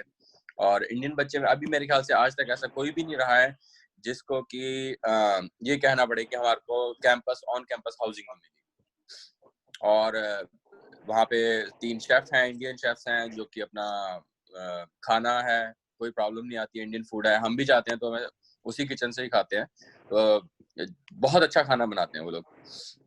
और अगर कभी कुछ ऐसी कोई बात होती है कि मान लीजिए कि आप डेली हर हफ्ते जो है एक जो मेन्यू में जो खाना है, आपको खाना नहीं खाना, आपको बोर हो गए हैं, आप बच्चे जो हैं वो बात करते हैं वहाँ पे SGS स्टूडेंट गवर्नमेंट एसोसिएशन के जो कोऑर्डिनेटर हैं, और वो आके एड्रेस करते हैं, तो वहाँ पे मेन्यू भी चेंज हो जाता है. ऐसा नहीं है कि वहाँ पे, बट लेकिन एक चीज ध्यान रखते हैं एज एन एडमिनिस्ट्रेशन की बच्चों को इनफ प्रोटीन मिल रहा है कि नहीं मिल रहा है, इनफ न्यूट्रिशंस मिल रहे हैं कि नहीं मिल रहे. बच्चे अगर बोलते हैं कि हमें पास्ता खाना है, नूडल खाना है और चाउमीन खाना है, ये सब चीजें बोलते हैं, तो हम उसको ध्यान रखते हैं कि उसके साथ प्रोटीन क्या है. अगर वो बहुत ज्यादा कार्ब हो रहा है या नहीं, अगर वो उनके लिए ठीक है तो उसमें हम उनको मना भी कर देते हैं और समझाते हैं कि आपके लिए ये ठीक क्यों नहीं है. हमें इतना प्रोटीन रखना ही रखना है खाने में, इतना न्यूट्रिशन जो है, इसका वैल्यू जो है इतना होना ही चाहिए. तो उससे पेरेंट्स को भी बड़ी सेटिस्फैक्शन रहती है कि बच्चे जा रहे हैं, उनका इतना ख्याल रखा जा रहा है और इन चीज़ों का ध्यान दिया जा रहा है. और अगर पढ़ाई की कभी कोई बात होती है तो पेरेंट्स हमेशा कभी भी उठा के फ़ोन कर लेते हैं, उनको बताते वक्त पूछते हैं कि क्या चल रहा है, क्या नहीं चल रहा बच्चे के साथ, क्या है, उनके मार्क्स कैसे आ रहे हैं, कभी किसी प्रोफेसर से बात करनी है. यूजली जो है बच्चे जब बाहर जाते हैं तो इतनी सब चीज़ें पॉसिबल नहीं हो पाती हैं. बट लेकिन हमें पता है कि जो इंडियन पेरेंट्स हैं, देखिए I was born and raised in India, तो मुझे पता है कि वहाँ पे कि पेरेंट्स किस तरीके से सोचते हैं और कैसे एक्सपेक्टेशंस हैं उनकी, और किस तरीके से उनका कंट्रीब्यूशन रहता है कि हर किसी की बच्चे की सक्सेस में. तो हम बड़ी कल्चरल चीज़ है ये वहाँ पे. इसीलिए देखिए कि यहाँ पे जो इंडियन डॉक्टर्स हैं, मेरे ख्याल से टोटल जो पॉपुलेशन है वो 26% है पूरी एंटायर US में जो है. तो इसीलिए है कि जो हमारे पेरेंट्स का जो कंट्रीब्यूशन रहता है और जिस तरीके से वो गाइड करते हैं, मॉनिटर करते हैं, और जिस तरीके से कॉलेज के टच में अगर रहना है, अगर कॉलेज भी अगर प्रॉपर्ली रिस्पॉन्ड करता रहे, कोऑपरेट करे, तो काफी, देखिए वही बात है कि 19-20 साल का जब बच्चे हो जाते हैं, 18-19 साल के, तो बड़ा ही मुश्किल होता है उनके साथ चीजें मैनेज करना। वो इंडिपेंडेंट अपने आप को फील करते हैं, बट लेकिन वही बात है कि थोड़ा एक्सपोजर नहीं होता तो उतनी समझ नहीं होती उस हिसाब से, जिससे कि वो किस तरीके से चीजों को हैंडल करें। तो इसीलिए इट्स इम्पोर्टेंट कि जो पेरेंट्स हैं स्कूल के साथ टच में रहें, बात करते रहें, उनकी रिपोर्ट लेते रहें, और जब हम हर साल इंडिया भी आते हैं तो मिलने आए कि भाई पूछे कि किस तरीके से चल रहा है, क्या चल रहा है। यूजुअली हमें चीजों का पता होता है कि किस तरीके से बच्चे पढ़ रहे हैं, और अगर नहीं भी पता होता तो हम प्रोफेसर से डायरेक्टली बात करवा देंगे, रजिस्ट्रार से ट्रांसक्रिप्ट का निकालेंगे, और बच्चों के जो पोर्टल है स्टूडेंट पोर्टल, उस पे सारे मार्क्स होते हैं, सारे असाइनमेंट्स होते हैं, क्लासेस का स्केड्यूल है। जैसे ऑनलाइन क्लासेस हो रही हैं, ऑनलाइन क्लासेस में उनको सब कुछ जो है स्टूडेंट पोर्टल के थ्रू मिलता है, जो को असाइनमेंट्स हैं, क्विजेस हैं, एग्जाम्स हैं, रिजल्ट्स हैं, सब चीजें उसी के थ्रू होता है। ललित सर, हम थोड़ा खाने के बारे में बात कर रहे थे। कुछ स्टूडेंट्स ये सभी स्टूडेंट्स प्योर वेजिटेरियन है, तो क्या प्योर वेजिटेरियन के लिए कुछ अलग से व्यवस्था है वहां पर? और अगर है, कुछ जैन फैमिली से भी आती है, तो उसके लिए कुछ है प्रोविजन? सर देखिए, हमारे पास जो है डेली जो है वेजिटेरियन खाना डेली बनता है, और इनफैक्ट बहुत सारे हमारे फैकल्टी मेंबर्स भी हैं जो कि सिर्फ वेजिटेरियन खाना ही खाते हैं, और बच्चे भी हैं बहुत सारे जो वेजिटेरियन खाना ही खाते हैं। और जो आप बोल रहे हैं कि जैसे जैन फैमिली है, अगर वो जो कुछ ऐसा नहीं खाते हैं, या लहसुन नहीं खाते हैं, या कुछ गार्लिक वगैरह जो भी नहीं खाते हैं, तो उनके लिए भी हो सकता है कि अगर बच्चे जैसे पहले कहते हैं कि भाई हमारे लिए पहले उसमें से निकाल दो, जब वो प्रिपेयर कर रहे हैं तो वो पहले भी निकाल देते हैं।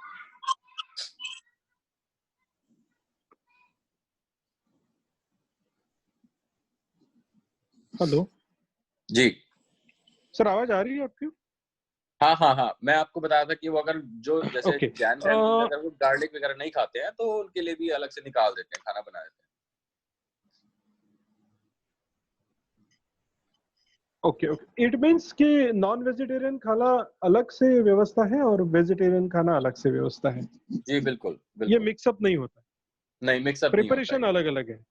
बिल्कुल 100% अलग है इसकी प्रिपरेशन। ओके। और मैं आपको एक चीज और बताऊंगा सर, मैं I am sorry to interrupt बोलिए हियर, बोलिए सर। बट मैं ये बता रहा था कि जो अभी डॉक्टर बराड़ा भी जो बता रहे थे कि जो क्लिनिकल आईसीएम की क्लासेस में होता है, इंटीग्रेटेड क्लिनिकल मेडिसिन की क्लासेस में होता है। अभी देखिए, बड़ा ही एक फ्रेश टॉपिक है जो कोरोना वायरस अभी चल रहा है ना। तो जो बताया डॉक्टर बराड़ा ने कि इंट्यूबेशन जो है वहां पे सिखाया जाता है। इंट्यूबेशन जो है प्रोसेस ये है कि जबकि कोई सांस नहीं ले पाता है जो पेशेंट, और उसके बाद उसे इंट्यूबेट करते हैं जिससे कि वो सांस ले सके। अभी देखिए, अब कोरोना वायरस में क्या हो रहा है, आपका सुना होगा आप लोगों ने कि जो सीवियर कंडीशन है, जिनकी अस्थमा है, जिनको या कोई भी लंग्स प्रॉब्लम है, तो उसमें क्या है कि लंग्स में क्लॉट्स वगैरह हो जाते हैं जिससे कि वो ठीक से ब्रीथ नहीं कर पाता है पेशेंट, और इसलिए बहुत जल्दी वो जो है वो लोग सांस छोड़ देते हैं। और इसीलिए जो है वो जो बहुत सारे पेशेंट्स ऐसे हैं जो कि अस्थमा है या उनको कोई भी अगर ब्रीदिंग प्रॉब्लम्स हैं या लंग प्रॉब्लम्स हैं, वो नहीं बच पा रहे हैं। तो उस केस में क्या है कि लास्ट ऑप्शन जो रह जाता है उनका, वो रह जाता है उनको इंट्यूबेट करना, कि जिससे कि उनको सांस लेने में मदद होती है। और वो सारी चीजें जो हैं उसकी ट्रेनिंग अगर आईसीएम के बेसिक उसमें होती हैं, मतलब कि पहले अगर आप देखा जाए कि पहले साल में ही अगर इन सब चीजों की ट्रेनिंग शुरू हो जाती है, तो आप समझ सकते हैं कि उसका जो लेवल ऑफ ट्रेनिंग है, जो स्टैंडर्ड ऑफ ट्रेनिंग है, वो कितना ऊपर है। यहाँ पे तो कभी किसी को पता नहीं था कि कोरोना वायरस जैसा कुछ होने वाला है, बट लेकिन ऐसी इमरजेंसी सिचुएशंस के भी जो आपको प्रोसीजर हैं उसके लिए भी बेसिक साइंसेस में ट्रेन करते हैं, जाके आपको क्लिनिकल साइंसेस में जब जाएं तो आप बहुत अच्छे से प्रिपेयर्ड हो और आपको हर चीज के बारे में पता हो, और आप जब देखें उसे तो उसे पता ऑलरेडी उसके बारे में पढ़ा हुआ है, समझ के तो बड़ा आसान हो जाता है किसी भी चीज को समझना, अगर आपने उसको ऑलरेडी थोड़ा सा पढ़ा होता पहले तो।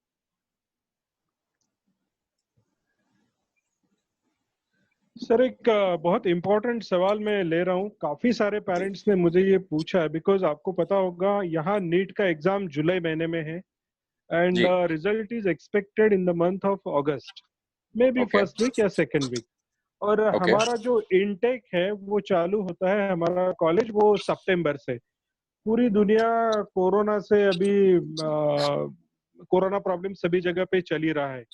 तो ऐसे सिचुएशन में हम लोग क्या आगे करने वाले? जो एडमिशन लेना चाहते हैं उन्होंने अभी क्या करना है, क्लासेस कैसे अरेंज हो पाएगी, स्टूडेंट का कैसा वो आ पाएंगे नहीं आ पाएंगे, बहुत सारे डाउट्स है लोगों के मन में, इसके बारे में अच्छा प्लीज थोड़ा सा बात करेंगे। सर, ऐसा है देखिए कि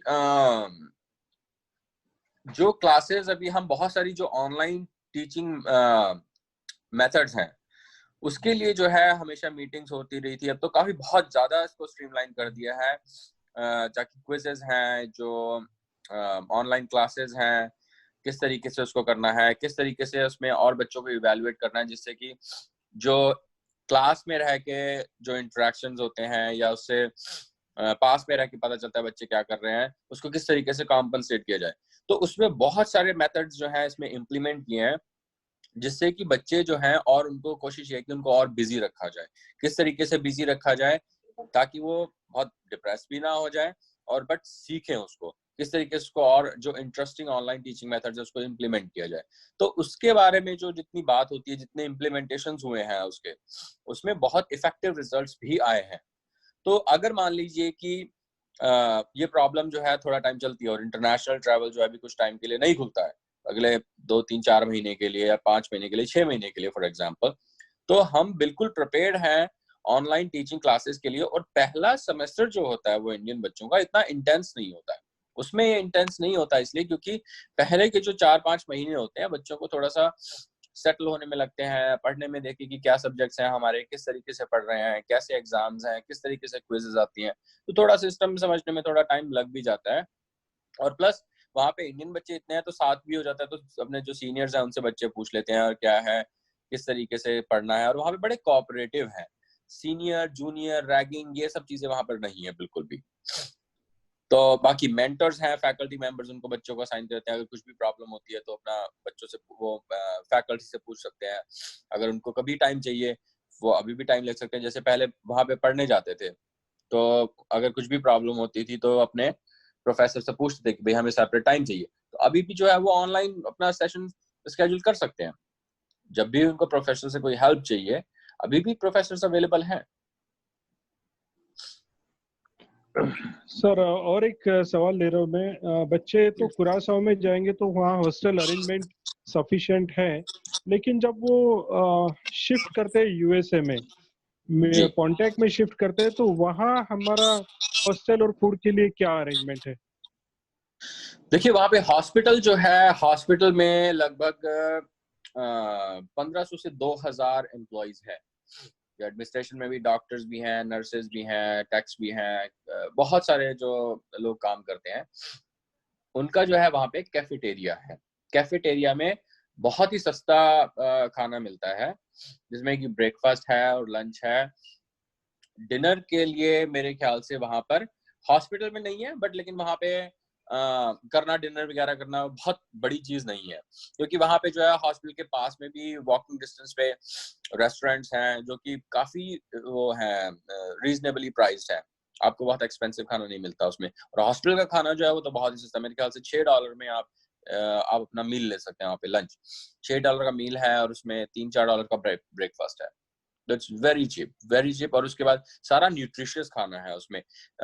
जो लोग अंडे खाते हैं या मीट खाते हैं या सूप लेते हैं किसी तरीके के, मशरूम है, बीन्स हैं, ये सब चीजें, दालें वगैरह, तो वेजिटेरियन नॉन वेजिटेरियन दोनों के लिए ही उसमें न्यूट्रिशियस फूड की अवेलेबिलिटी है वहाँ पे।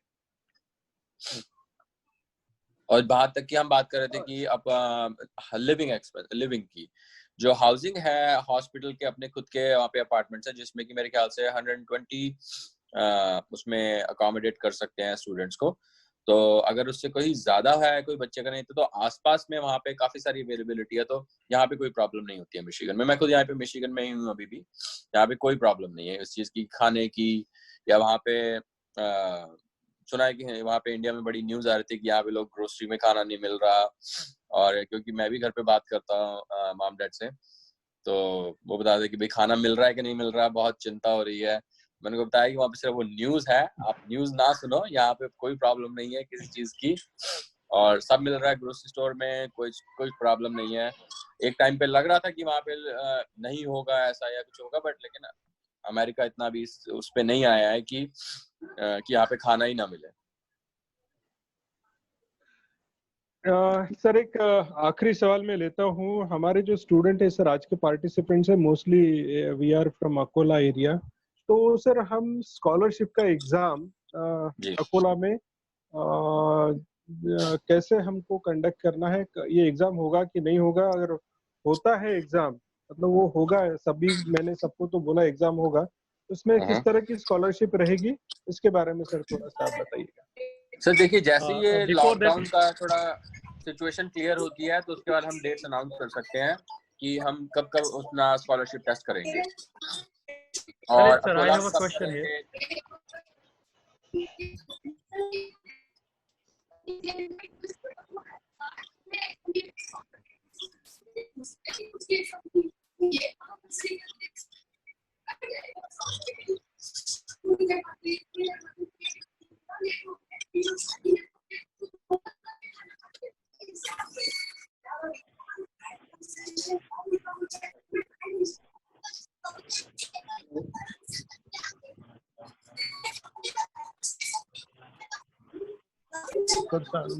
पूरत में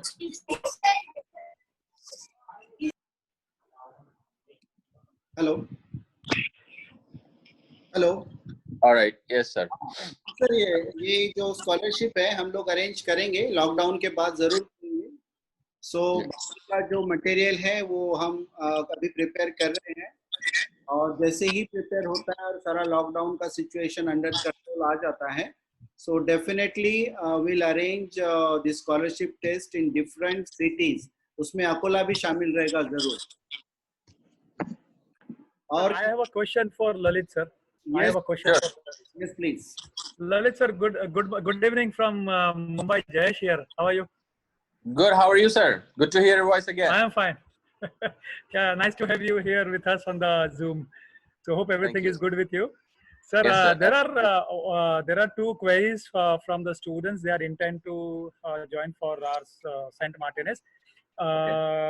They're supposed to ask me, they did ask me that the student accommodation, how Pontic General Hall.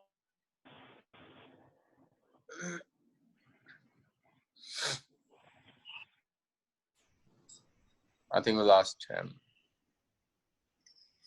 सकते हैं। जय सर, आपकी आवाज नहीं आई, फिर से रिपीट कर दीजिए please. Hello,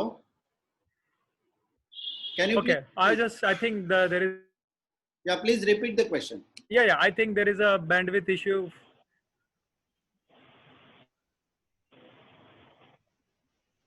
I'll ask on his behalf. Is it okay? Yes, Hello? sure, please go ahead. Yes. Yes, please go So, ahead. sir, actually, Jay sir wanted to ask that what is the accommodation arrangement for the student in USA, and is hospital is providing accommodation, and what will be the expenses? Okay, so yes, the hospital is providing the accommodation, and the rent for that is I think $350 per month plus the utilities.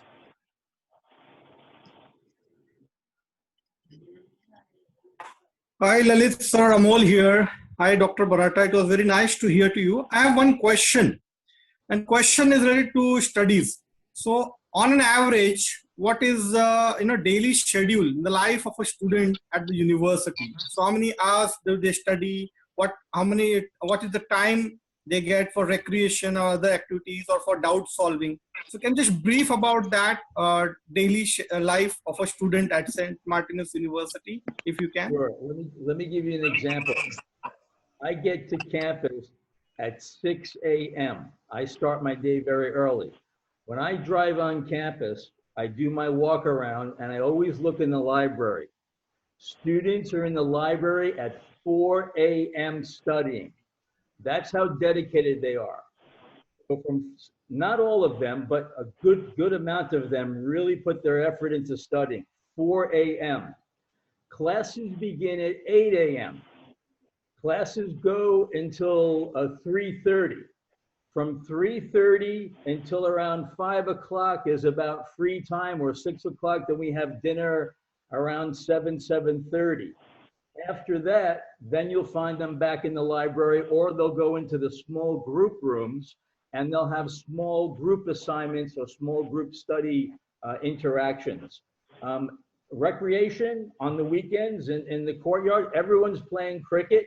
I'm learning what that game is about. Of course, I'm from New York. I love American baseball, but there's so much going on. We have soccer matches, we have basketball, we have cricket events. It's really quite exciting.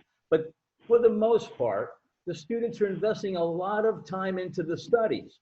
In addition to that, they're always knocking on our doors for advice, some extra tutoring, how they can approach an academic problem. So there's a lot of engagement, but the students know that they have to make a significant investment in their studies in order to achieve success.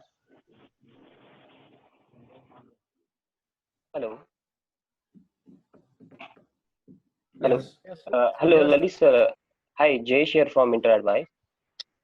Sure. Hello. Yes, hi. So due to some technical issue, Kundan sir left the meeting. So I just wanted to ask some question in the chat box. So there are one question.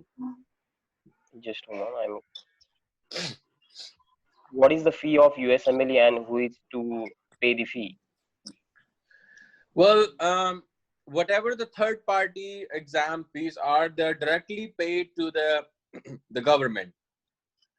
And I think the fee for that is approximately $600 something. Lalit sir, hello. Yes, sir. It is increased $965 now. Oh, okay. 965. So now you know that whatever the fee is that you directly pay to the agencies and USMLE or MCI or whatever the exams you're taking for Canada or UK, directly pay to the university, and it's all on their website. Okay, Lalit sir, Jayesh here again from Vileparle. I think, Yes, sir. Yeah, earlier I think because of the net, it got disconnected. Yeah, the question was as such: do students have the facility for the accommodation in Pontic General Hospital, or how easy it is to get them, and how much does it cost them? Yes, sir. The housing facilities are available that are provided by the hospital, and it costs $350 per month plus utilities. Okay, yeah, that's right. Lalit sir, I have one question for you. Sure, sir. Basically, yeah, it's about the education material, the study materials. I mean, there will be so much requirements for books and maybe certain equipments. So is it necessary for the students to purchase the books, or is there a facility for the students to borrow them, as well as about the instruments, whatever they'll be requiring for the practicals? Can you please throw some light on it, sir? Sure. So yes, it is required for students to buy their books. And देखिए, medical studies जो है उसके लिए you have to go refer different sources, journals, research papers to know कि क्या चल रहा है उन सब चीजों में. तो इसीलिए बुक से जो है it definitely builds your foundation. But लेकिन अभी आजकल चीजों में क्या चल रहा है आपको पता है कि इसमें मेडिकल एजुकेशन में जो है रिसर्च होता रहता है और उसमें क्या अपडेट्स हैं, क्या चल रहा है, नई टेक्नोलॉजी क्या आ रही है और किस तरीके से उसको एडवांस और किया जा रहा है. ये सब चीजों के लिए जो है आपको वहाँ पे एक ऑनलाइन लाइब्रेरी है जिसमें कि आपको फ्री एक्सेस मिलता है, उसमें कोई there is no extra charge for that. और अलग जो लर्निंग टूल्स हैं, किस तरीके से आपको क्वेश्चंस करने हैं यूएसएमएलई के या किसी भी टॉपिक के बारे में अगर पढ़ना है तो वहाँ पे प्रोफेसर्स हैं. प्रोफेसर्स वहाँ पे आपको बताएंगे कि वहाँ पे जो American association of family medicine है और American association of internal medicine है या सर्जरी की एसोसिएशन है, उनमें किस तरीके से जो आर्टिकल्स हैं अगर उनको वो पढ़ सकते हैं तो वो सब चीजें जो है it's free of cost, it's available online. But लेकिन आप बोलेंगे विकिपीडिया पे जाके अगर मुझे कुछ पढ़ना है, विकिपीडिया इज स्ट्रिक्टली बैन्ड. आप विकिपीडिया की कोई भी इंफॉर्मेशन जो है वहां पे वैलिड नहीं मानी जाती है क्योंकि विकिपीडिया कोई भी जाके एडिट कर सकता है. अगर कोई गवर्नमेंट की वेबसाइट है जैसे NIH है यहाँ की और इंग्लैंड की है, US की है, जो एसोसिएशन है जिसको कि प्रॉपर्ली वैलिडेट करती हैं रिसर्च को, पब्लिश करती हैं किसने रिसर्च पब्लिश किया है, किसने काम किया है उस पे और उसके को ऑथर कौन है, ऑथर कौन है, ये सब चीजें विकिपीडिया पे आपको नहीं मिलेंगी. विकिपीडिया में आपको सब मिल जाएगा कि बस ये लिखा हुआ है, आपने इसको ट्रस्ट करना है तो करें, नहीं करना है तो योर रिस्पॉन्सिबिलिटी। और इसी तरीके से जो बेसिक रिक्वायरमेंट है, जी हाँ, बिल्कुल आपको जो है बुक्स लेनी है, बिल्कुल आपने जो आपको स्टेथोस्कोप लेना पड़ेगा, क्योंकि आप स्टेथोस्कोप अगर नहीं लेंगे आपको पता नहीं चलेगा कि स्टेथोस्कोप का यूज कैसे करना है।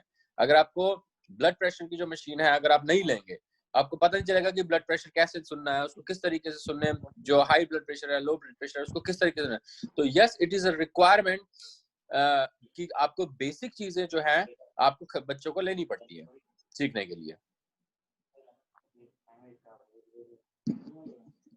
एक सवाल कामेंद्र सर के लिए। कामेंद्र सर, स्कॉलरशिप एग्जाम का स्वरूप कैसा रहेगा इसके बारे में थोड़ा बताइए, और स्कॉलरशिप अमाउंट का उसके बारे में भी थोड़ा सा बताइएगा। Yeah, sir, sorry to interrupt before you say anything. Yes, I was also about to ask. In short, can we get some sort of syllabus or the style of the paper, or what?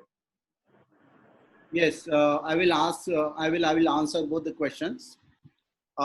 देखिए, पहले जो है scholarship test जो है ये 60 marks की होती है। इसमें से जो 30 मार्क्स है वो बायोलॉजी के ऊपर क्वेश्चन बेस होते हैं, और 15 marks physics and 15 marks chemistry. तो टोटल ऐसे 60 मार्क्स होते हैं। दूसरा जो है सिलेबस, जो आपके नीट के एग्जाम का सिलेबस है, बस वही ये एग्जाम का सिलेबस है। It's very simple. बच्चे नीट का प्रिपरेशन कर रहे हैं, अलग से स्कॉलरशिप टेस्ट का प्रिपरेशन करने की जरूरत नहीं है। नीट प्रिपरेशन में बच्चों का स्कॉलरशिप का एग्जाम का प्रिपरेशन हो जाता है। 60 मार्क्स का पेपर रहेगा, 60 मिनट्स टाइम रहेगा, और हम लोग ये CCTV में एग्जाम लेंगे, जिसका वीडियो भी यूनिवर्सिटी को जाएगा, और जिसके जो आंसर सीट है, क्वेश्चन पेपर है, वो भी यूनिवर्सिटी को जाएगी, और यूनिवर्सिटी से इवैल्यूएशन होके स्कॉलरशिप वो लोग ही डिक्लेयर करेंगे और वही हम आप तक पहुंचा देंगे। सो मोस्टली एक बैच में अगर हमारे पास 20 स्टूडेंट होते हैं तो हम वो सेंटर पे आके खुद हम स्कॉलरशिप टेस्ट कंडक्ट करेंगे। हमारे जो सेंटर डायरेक्टर है वो रहेंगे, वो भी टेस्ट कंडक्ट करेंगे। I think it is clear. या जय Shri Ram. Very much, sir. Thank you. Kamendra sir, एक सवाल और। कुछ स्टूडेंट्स अभी एडमिशन करना चाहते हैं, they want to start the admission process, तो हम लोग क्या प्रोविजनल एडमिशंस वगैरह किस तरह से हम आगे बढ़ सकते हैं सर अभी? बिकॉज वो लोग अभी ऑफिस में भी नहीं आ पाएंगे, या हम लोग एक्चुअली अभी ऑफिस नहीं खोल पा रहे, तो क्या कैसा करें सर इसमें? सर, इसमें ऑनलाइन हमारे पास एडमिशन का प्रोसेस है। बच्चों ने सिर्फ फॉर्म भर के हमें भेजना है। फॉर्म जो है उसको अगर हार्ड कॉपी नहीं है तो हम एडिटेबल कॉपी हमारे पास है, हम भेज देंगे। जो PDF एडिटेबल होता है उसको फॉर्म फिलअप करके भेजना है। एक हम और फॉर्म भेजेंगे जिसमें कि स्टूडेंट को अपने क्रेडिट कार्ड के डिटेल्स भेजने हैं यूनिवर्सिटी को एप्लीकेशन फीस के लिए, वो भी हम यूनिवर्सिटी को भेज देंगे। जैसे ही ये दो बातें और उसका 10th 11 का मार्कशीट और पासपोर्ट का कॉपी यूनिवर्सिटी को मिल जाएगा, हम उसको प्रोविजनल ऑफर लेटर दे सकते हैं। कंडीशनल ऑफर लेटर हम इशू कर देंगे। सर, इसमें पासपोर्ट के लिए कुछ एग्जाम्पशन मिल सकता है? बिकॉज कुछ स्टूडेंट्स के पास अभी पासपोर्ट भी नहीं है। पासपोर्ट अप्लाई किया है? मेरे ख्याल से सर वो भी नहीं हुआ है। ओके। कुछ केसेस में नहीं है, कुछ केसेस में जरूर पासपोर्ट भी रेडी है। कंडीशनल ऑफर लेटर हम इशू कर सकते हैं, लेकिन विदाउट पासपोर्ट हम अनकंडीशनल ऑफर लेटर नहीं दे सकते। Sir, if I may interrupt here, मैं आपको एक बात बोलना चाहूंगा कि पासपोर्ट जो है अभी रिक्वायरमेंट नहीं है पासपोर्ट की, बट रिक्वायरमेंट है, बट अभी नहीं है। सॉरी, वो इसलिए नहीं है क्योंकि अभी वो ट्रैवल तो कर नहीं सकते हैं, तो इसीलिए अगर अभी वो ट्रैवल नहीं कर रहे हैं तो it's not a big deal कि उनके पास अगर पासपोर्ट नहीं है, they can still apply for the admission. Acceptance जो है उनको कंडीशनल एक्सेप्टेंस मिल सकता है, और उसके बेस पे वो एटलीस्ट अगर जैसे क्लासेस स्टार्ट होती हैं तो क्लासेस स्टार्ट कर सकते हैं। और जब तक पता चलेगा कि हमें इंटरनेशनल ट्रैवल किस तरीके से खुल रहा है, कब खुल रहा है, तो हमारे पास इनफ टाइम बच्चों को देंगे कि अपना पासपोर्ट बनवाने के लिए और वीजा का काम करवाने के लिए, कि अपना पासपोर्ट बनवा लें, वीजा का काम करवा लें, ताकि उसमें कुछ डिले ना हो। और दूसरा जो है क्योंकि एजुकेशन नहीं रुके, वो टाइम वेस्ट ना करें अपना 6 महीने 8 महीने जो भी उनका टाइम वेस्ट ना हो। Yes, thank you Lalit sir, thank you for this exemption. तो अभी ये भी प्रॉब्लम सॉल्व हो गया है, क्योंकि जब तक स्टूडेंट को लैंडिंग परमिट अप्लाई नहीं करना है उसको पासपोर्ट की जरूरत नहीं है। Even unconditional letter student can get और वो अपने क्लासेस भी स्टार्ट कर सकता है। उसके बीच में वो पासपोर्ट उसका हो जाएगा, हार्डली 1 महीने में पासपोर्ट आ जाता है। And then we can start immigration process, landing permit का प्रोसेस बाद में स्टार्ट हो जाएगा। ठीक है, so now there is no any hurdle, student can start admission as soon as possible. So जितने भी एडमिशन है सर, मैं आपको एडिटेबल फॉर्म भेजता हूँ, आप भेज दीजिए स्टूडेंट को और वो फिलअप करके ये डॉक्यूमेंट के साथ आप मुझे भेज दीजिए, no problem, we can issue the offer letter to the student. Thank you, sir. Yes, anybody is having any question? किसी को कुछ पूछना है और तो पूछ सकते हो, otherwise we are going to just wind up the meeting now. And Dhaat sir, if anybody wants to have an one-on-one session, sorry, अगर कोई भी किसी को भी one-on-one session चाहिए एडमिशन काउंसलिंग के लिए यूनिवर्सिटी के साथ, तो we have admission counselors available based on, of course, time difference थोड़ा रहेगा क्योंकि यहाँ पे जब मॉर्निंग होता है तो इंडिया में इवनिंग होता है, तो we can make that available as well sometimes, no जैसे problem. भी availability होती है. Okay. Thank you very much. Thank you, sir.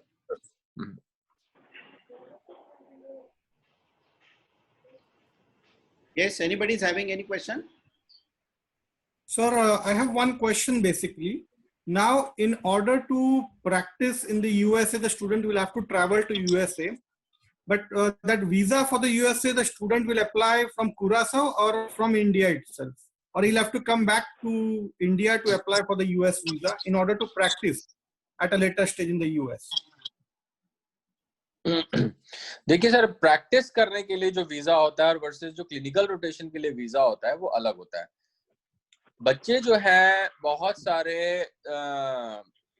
जो यूएसएमएलई के लिए एग्जाम के लिए पास करते हैं, उसके बाद फिर रेजिडेंसी के लिए अप्लाई करते हैं, स्पेशलाइजेशन के लिए पीजी में अप्लाई करते हैं, तो उसका वीजा डिपेंड करता है कि उस टाइम पे आप हैं कहाँ पर। अगर आप यूएस में हैं तो आप उसके लिए एक वेवर अप्लाई करते हैं, उसमें आपको J1 के लिए वेवर का अप्लाई करते हैं और J1 आपको वहां से मिल जाता है। बट कंट्री से जब आप बाहर निकलते हैं तो आपको वहां पे वो एम्बेसी से स्टैम्प करके फिर वापस आप ट्रैवल करना पड़ता है उसमें। तो डिपेंड करता है कि आप कहाँ पर हैं, it's very situational. Okay, thank you. Now, I would like to thank Dr. Baratta for his wonderful consulting here, for clearing all the doubts. Lalit sir, you are ever available for all of us, and I really love to see both of you every time. A special thanks to Kamendra sir and Ram sir for arranging this wonderful session for the benefit of the students. And I hope that a lot of such sessions come up, because there may be some interested students who may not be able to join today, but maybe at a later stage, so we can arrange something for them. So on behalf of entire team members, I thank you very much. And it is always motivating for us to see Dr. Baratta and sir, you also every time come up with full energy and answering all the questions and queries. So thank you very much. Thank you everyone, all the students, parents. Thank you Ram sir, Kamendra sir, and the entire IPL team, and all of you, my dear students. Thank you very much for taking a valuable time, and parents as well. It was a wonderful experience with you today, and I hope to see you soon again.